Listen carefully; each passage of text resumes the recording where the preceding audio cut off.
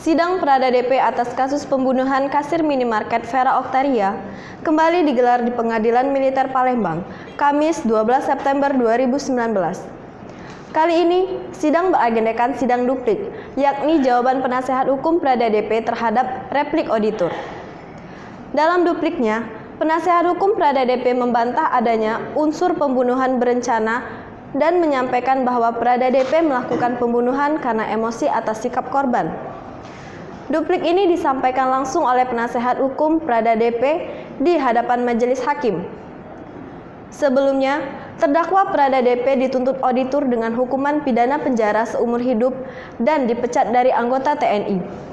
Sidang kembali ditunda dan akan dilanjutkan 26 September 2019 dengan agenda sidang vonis. Usai persidangan, tampak di luar sidang keluarga korban Vera masih tampak emosi dan terus mencaci maki Prada DP.